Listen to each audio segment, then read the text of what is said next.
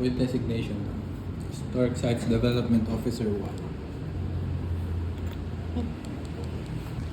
Okay na po.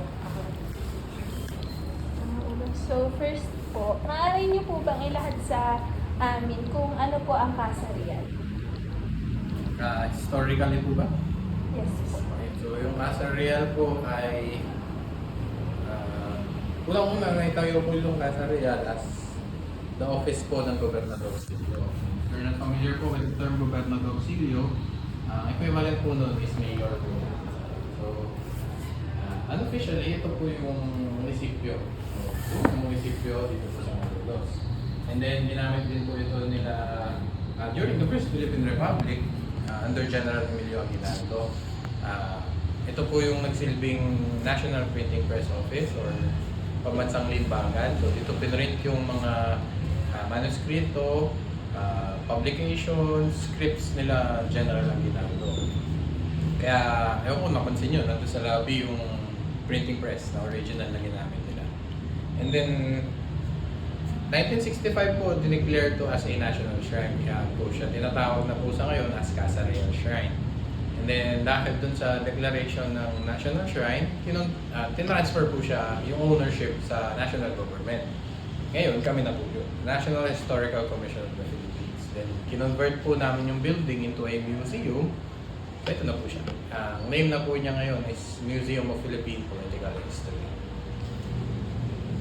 So, pangalawa po, ano po sa tingin ninyo ang makikita sa museo po nito? Ayun, so hindi ko alam kung nakapag-ikot na kayo, no? Pero as the name implies, ito po yung museum about Philippine politics. Pero hindi siya totally about Philippine politics, like the elections, the voting, hindi po. More on kung paano po nabuo yung political system dito sa Pilipinas. So, first gallery is about pre-colonial, second gallery is about Spanish colonial period, and the third gallery po is about the revolution against the Spaniards. So, KKK, La Liga Filipina, Ilustrados, nandun po sila. And the last gallery po, nandun na yung mga presidents or our executive division. So, currently we have 17 presidents, including the current president, Ferdinand Marcos Jr. So pangatlo po, ano po sa tingin niyo yung kahalagahan ng museo sa ating bansa, lalo na po sa kasaysayan po ng Pilipinas?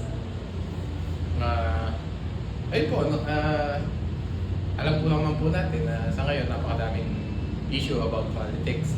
So, ito pong museum ay pinapakita po namin dito yung pinanggalingan ng politika natin. So, before pa talaga, dating-dati pa, kung sino po yung pinaka-eligible or pinaka-karapat-dapat, yun po yung nauupo sa posisyon.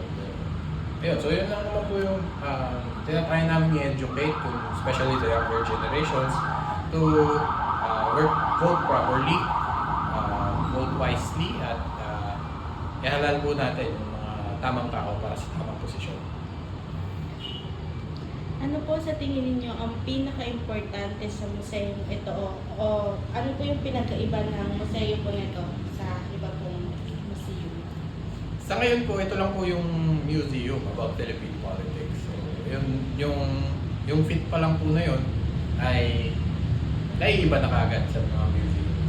At the second one po, the building itself is may sarili na siyang story yung building pa lang po. Iwalay pa po yung story ng territorial na pinapakita natin sa mga museum.